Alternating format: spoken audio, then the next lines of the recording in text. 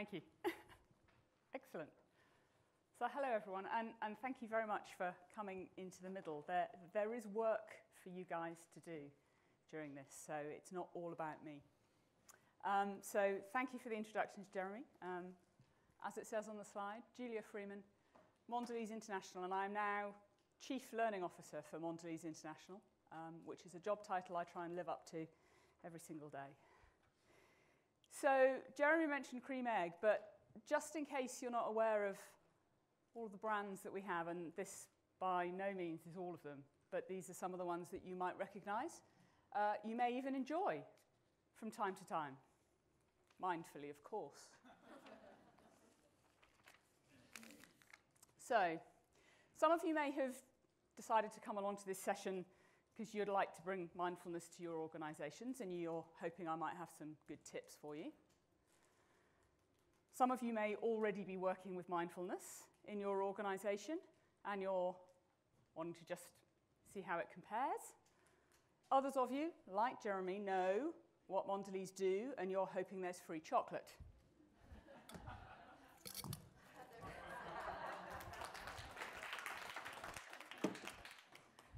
So, hopefully I can meet all of those expectations. The chocolate is there for you. So, I'm going to tell you a bit about our story about how we've been building a mindful organization in Mondelēz almost by accident, and certainly without ever using the word mindful. And I've got a whole hour with you, I think. Thank you, Eventful. That seemed kind of daunting when I got the email saying you've got longer than you thought you might have. But on reflection, I realized that this would give me a chance to let you experiment with some of the tools that we use in our Being at My Best program. So you'll have some small experiences just so that you can see what we're doing to help all of our employees at Mondelēz be at their best.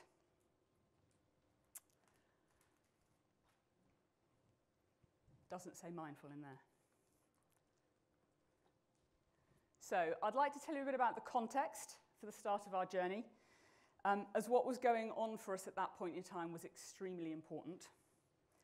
I'll then talk to you about some of the tools that we use, the tools that we're embedding, and give you that chance to experiment with them. I'll talk about the people that have made all of this possible and how we've built a movement. And then in describing our journey, I'll touch on some of our successes and proof points and give you a sense of what we've learned along the way.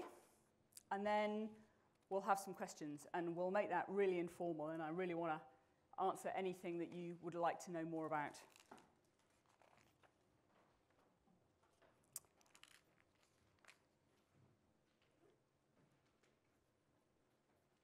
I always have to press it harder. I do have to press it harder. Okay. So I need to take you back to 2010. And at this time, Mondelēz was still Kraft Foods, Inc., an organization that had already got a huge history of working through significant change. Kraft had combined with Jacob Suchard. It had been spun off from Altria, which was formerly Philip Morris. It had acquired the Danone biscuit business, just to call out a few. But in February 2010, we announced the acquisition of Cadbury for $18.5 billion, a company with over 30,000 employees and brands that were iconic. And the press were really hard on us. They called us the plastic cheese company. They said that we were going to ruin the Cadbury heritage and that we were going to change all the recipes and change all those products that people had grown up with as children. And on a personal note, I had actually worked for Cadbury for 8 years, resigned, joined Kraft Foods, and 12 months later, Kraft had acquired Cadbury. So I didn't know whether I was upside down, back to front, whatever.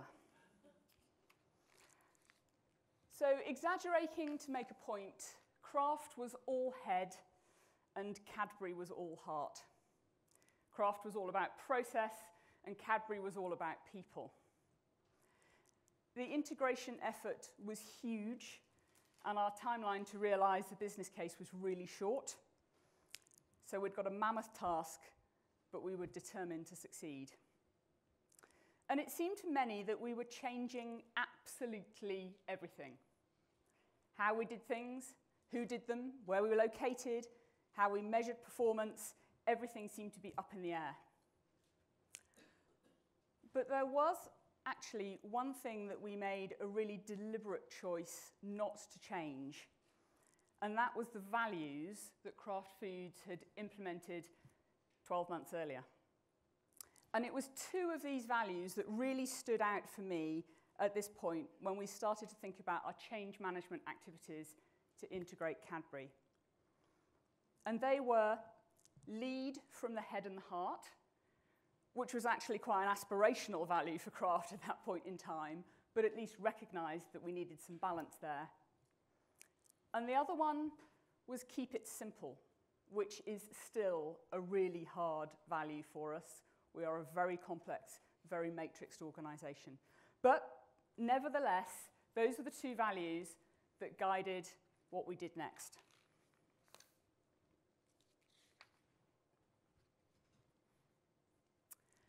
And it started in Europe, and more specifically in the UK, the home of Cadbury, where the legacy Cadbury colleagues far outnumbered the Kraft ones.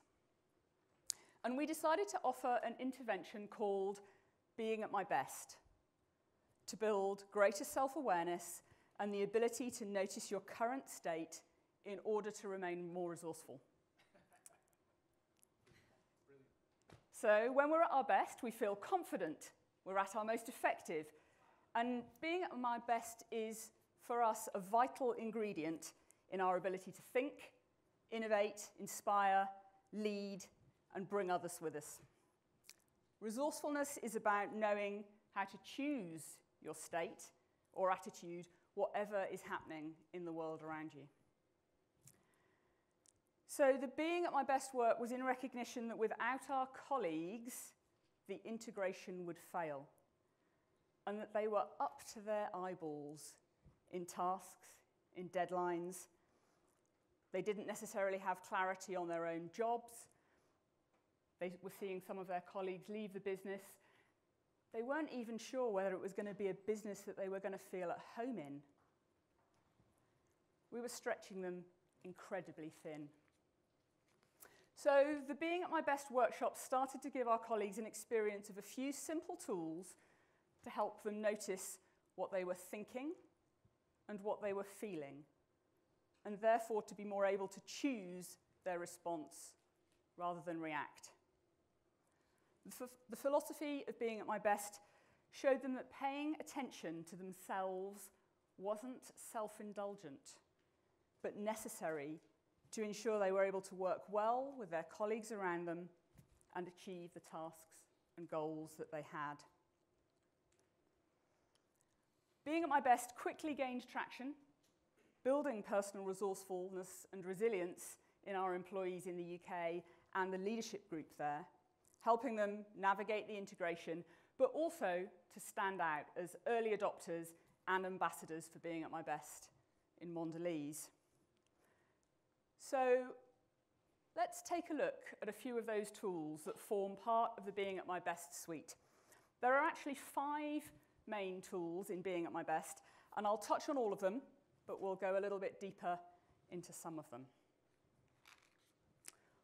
All of them are simple. Remember that value, keep it simple. But they're not necessarily easy. They can take time and practice and repetition for them to become customary. So the first is check-ins and check-outs.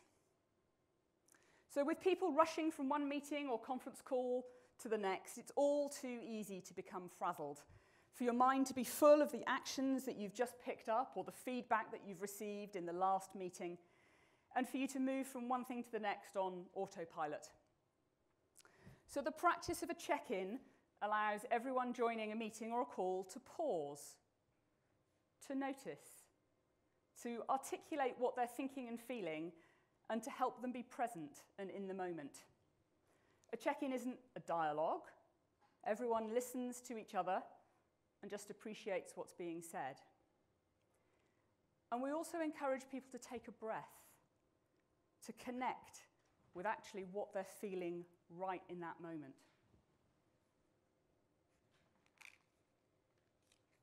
For many, this really simple exercise is liberating. It helps them move from one thing to the next and be in the here and now. Acknowledging both what we're thinking and what we're feeling balances the head and heart.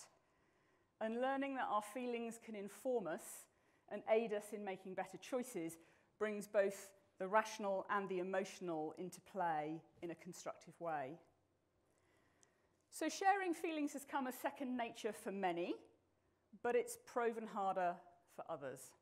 And I have a dear colleague, he's a finance VP, no judgment on finance, but he struggled to articulate anything other than good as to how he was feeling for an awfully long time.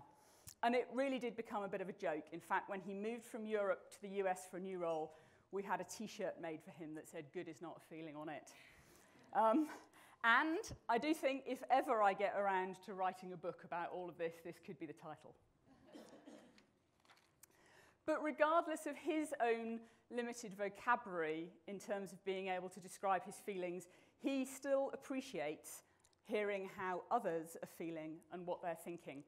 And he sees the acknowledgement of what is going on in the moment as a valuable way of being present, ensuring that your attention is with the task at hand. And occasionally now he's happy or calm or frustrated. He's getting there. So check-ins give people an opportunity to get back into that present moment, literally check in on how they are doing so that they can then make an informed choice as to how they're going to be from that moment on. And checkouts are the same, but we often ask people to use just a few words or just name one feeling. The checkout gives closure to a meeting, connects you to the present moment, and helps you just notice what the impact of the last hour or however long has been. We use checkouts and check-ins in many of our meetings, and we try and encourage them to be a regular thing. And in long meetings and workshops, often we'll pop in a check-in halfway through the day. Or if the energy seems to have flagged, just to see if there's something going on, allowing people to just connect with what it is. Yeah? So we use them a lot, and people do them for themselves all the time. At any point in time, you can do an internal little mental check-in. What's going on right now? How can I be at my best for what's coming next? So we're going to have a go. Let's all just check in. Turn to somebody nearby. Connect, breathe, share what you're thinking and what you're feeling. It's as simple as that.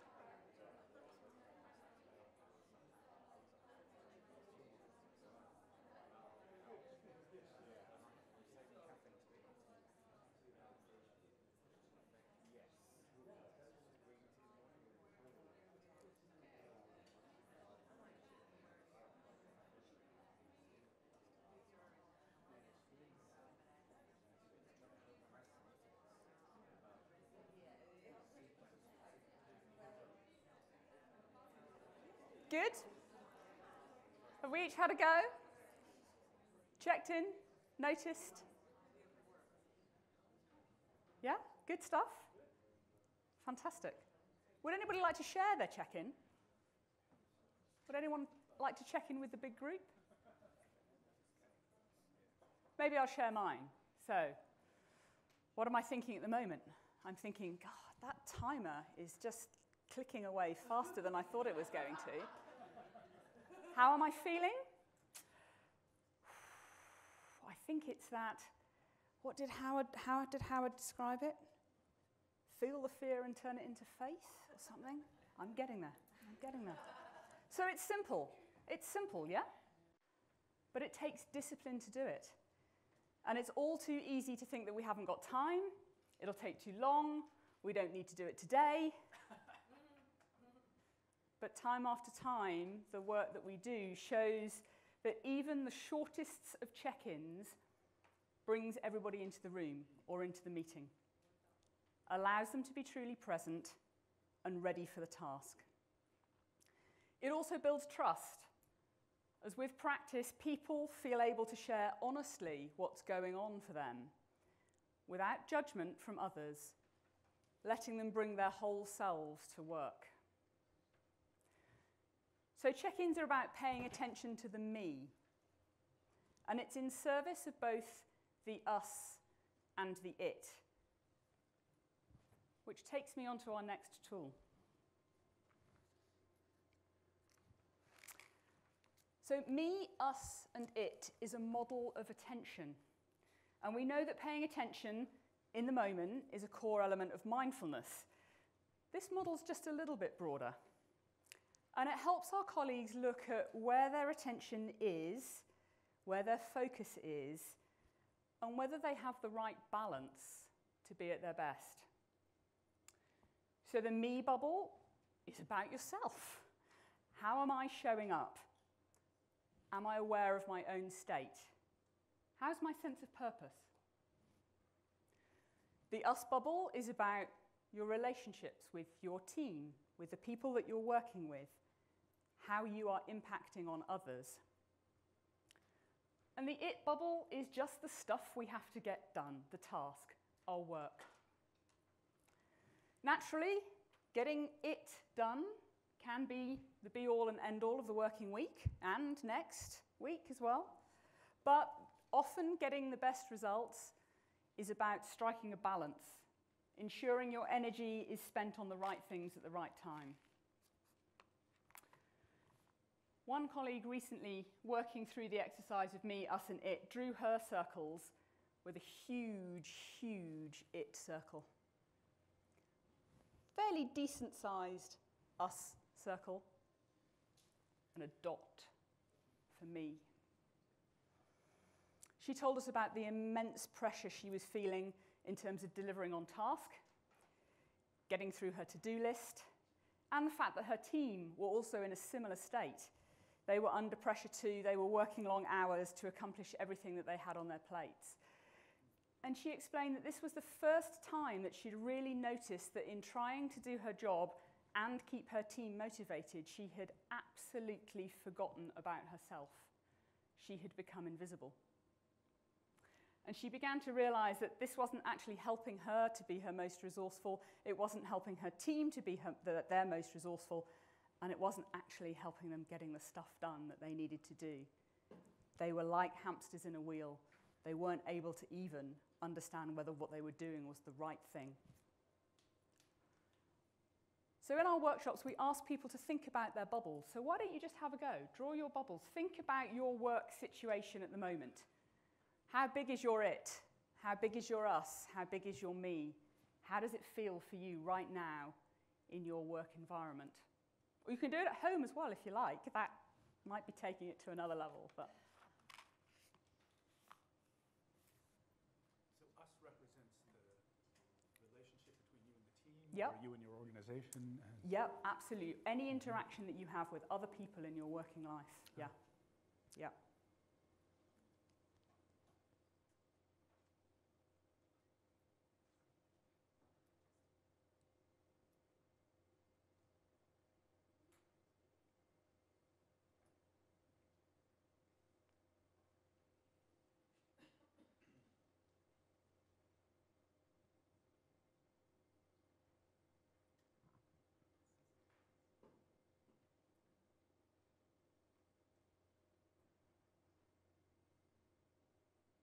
Sometimes it does us good to reflect on where is our attention. And in Mondelēz, we get a lot of people drawing very big it circles. But I did have one lady who drew a huge me circle, and I was a bit perplexed. I thought, ego, self-interest, what's this about? She was being made redundant. Her job was on the line. She was the breadwinner. She said, I can't do anything but focus on me and what I need to do at the moment to make this right. So our message around me, us, and it is not that the bubbles all have to be the same size or that they won't shift depending on what's going on in your life. It's about understanding that time and attention on the me and the us is in service of the it and can actually help with task achievement. And as we work this model in more depth, we introduce the idea that any interaction, call, or meeting that you have, you need to pay attention to all three things at the same time. How am I? Am I at my best? What am I feeling and thinking? Do I need to shift my state? How are we? Is everyone else at their best? What am I noticing about the group? And do I need to do or be something different for the team? And are we progressing the task? Are we discussing and debating things openly? Are we making good decisions, and are we achieving our outcomes? So holding attention on all three is, again, a really simple idea. It's not necessarily an easy practice, but it is at the intersection of the three bubbles that those who do keep practicing find themselves to be very much in the here and now, able to manage their personal state, respond to the dynamics in the group, and work effectively and innovatively on the task in hand.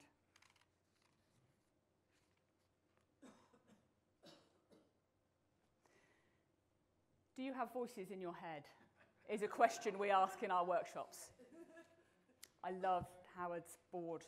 I might use that one too. So yes, it's okay. We think everybody has voices in their head and that we are continually running a commentary on our lives at all times. And much of the time, they are really helpful. Pick up the dry cleaning, buy milk, send your mother flowers, drink more water. All stuff that's really useful. But at times, they get really dramatic, ruminating about the past and judging, or catastrophizing about the future and getting all pessimistic. This is when they're not so helpful. And our voices can really hijack us and take us into ever-decreasing circles. So we have a tool called mind traps. And this helps our colleagues recognize when their voices in their head have gone bad. And it allows them to stand back from them and observe them. So our self-talk, when we're caught in a mind trap, is often also automatic thinking. It's a habitual response. And we've all got our preferred mind traps, ones that come into play more often than not. So mine. I'm a critic. That's one of our 6 mind traps. And I'm a self-critic to boot. So when my self-critic voice really gets going, I'm useless, I'm a fraud, I wondered how I ever got to where I am, I know so little, I'm so ineffective. You should have heard my self-critic last night when I'd seen I don't know how many presenters stand up without any notes. Anyway, I have my notes. It's got to be perfect. I don't want to miss anything out. Oh, that's my prover. That's another one of my mind traps. So the good news is we also have tools to help people in these situations, to help them understand that these thoughts are not facts. And the first step is awareness.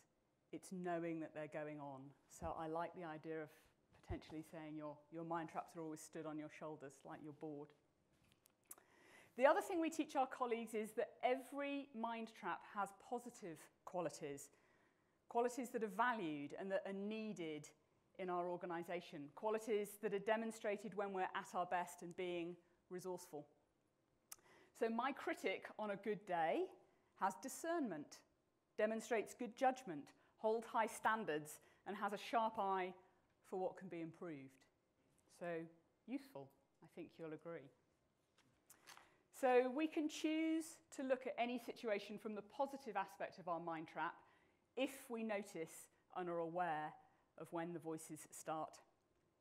And when we're skillful in this concept, we can also help others too if we see them getting caught in their mind traps, using questions to draw them back to the positive and help them notice what's going on. So now we're going to have a competition. There are prizes.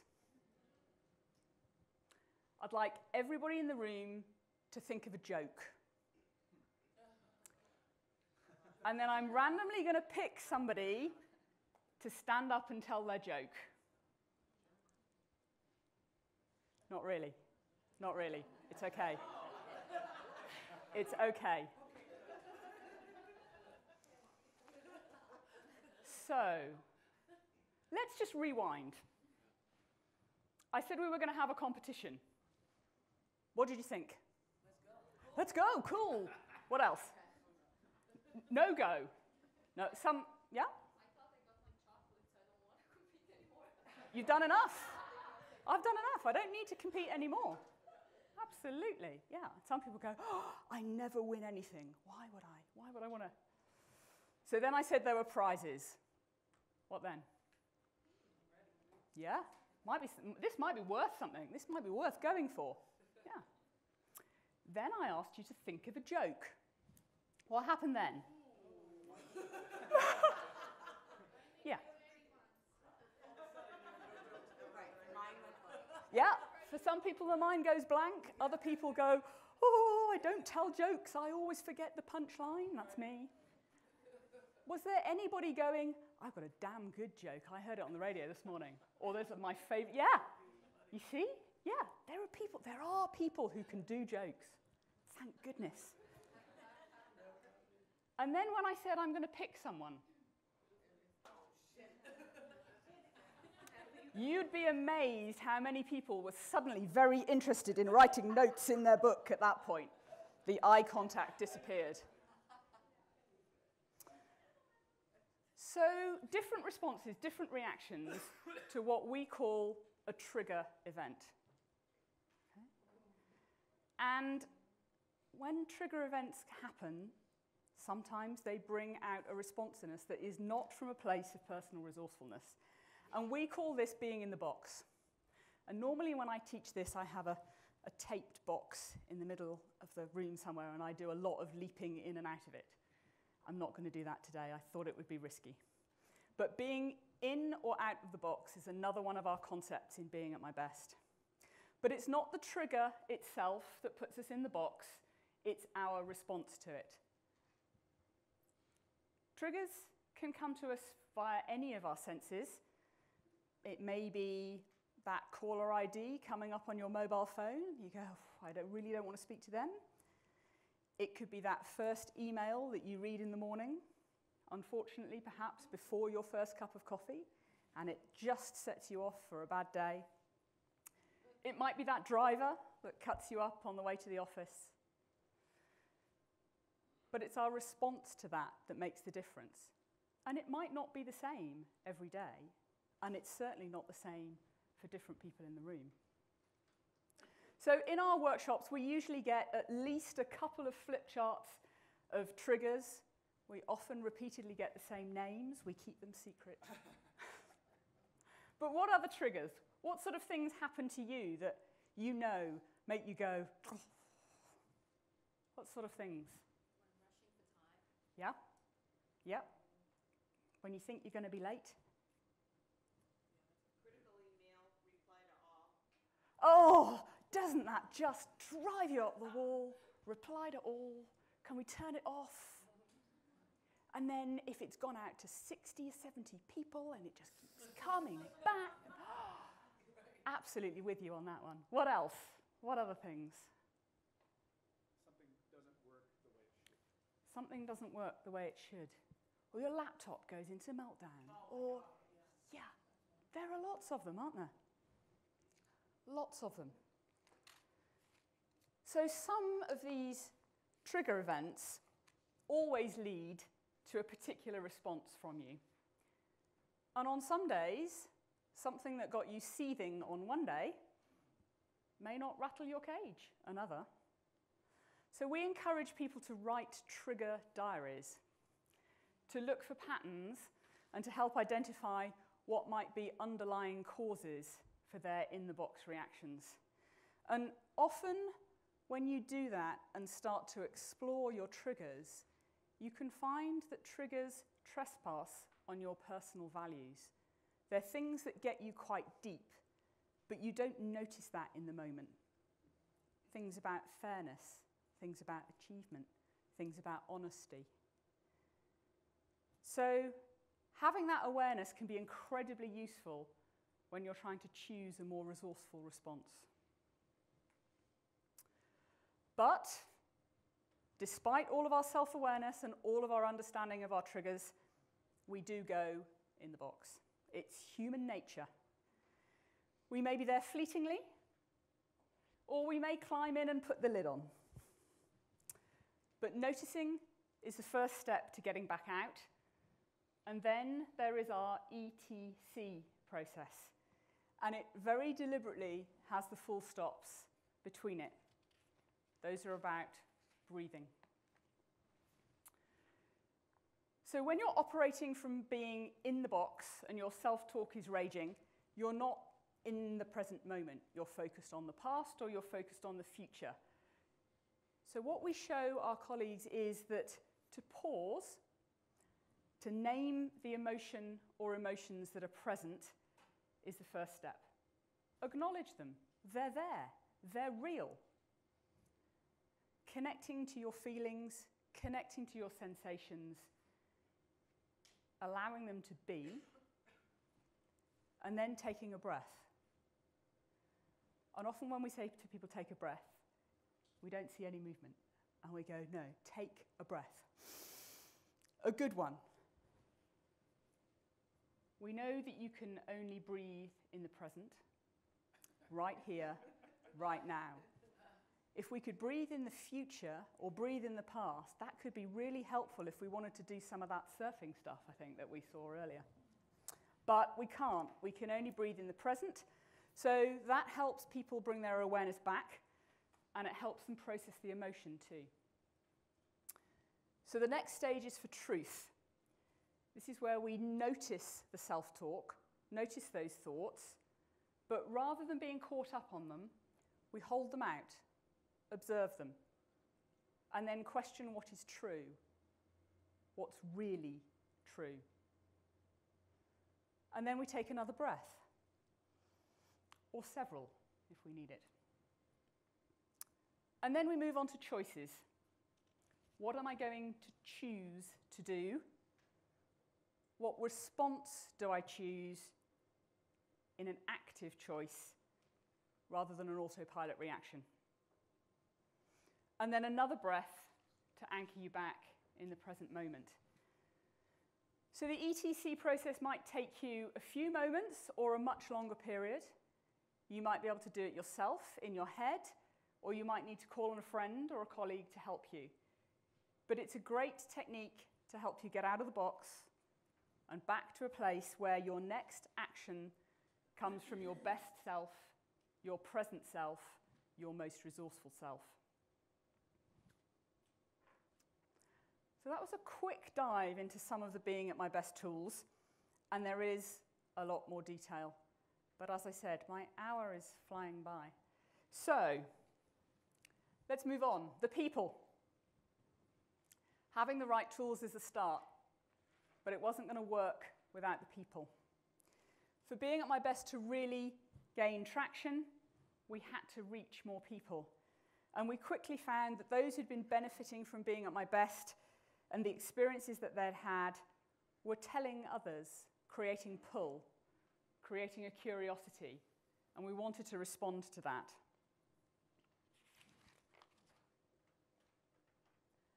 We had also built the Being at My Best tools into one of our signature leadership programs.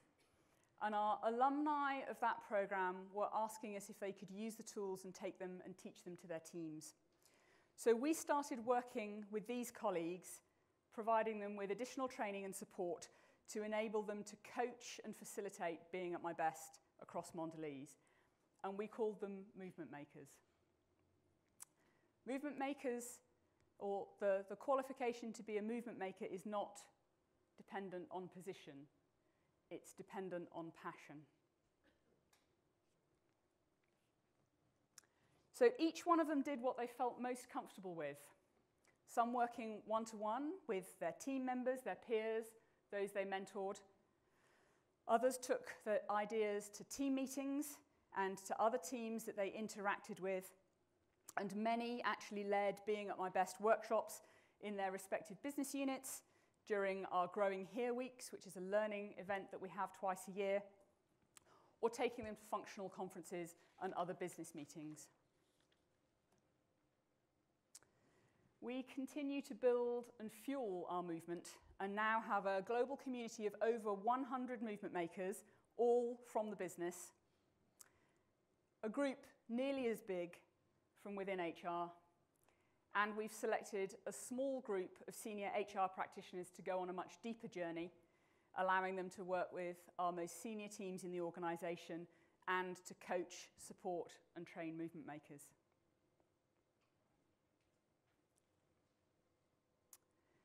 We believe that helping our people to be at their best makes business sense. And we've received great feedback from around the world that the investment that we're placing in people is truly appreciated, and that our colleagues feel that they are supported as individuals. We're setting up a new service centre in Manila. We're doing some of that outsourcing stuff, but we're insourcing it. We're taking it to Manila. And I was over there a couple of weeks ago, and I ran a full day Being at My Best session for 54 of our new hires. The feedback was excellent and overwhelmingly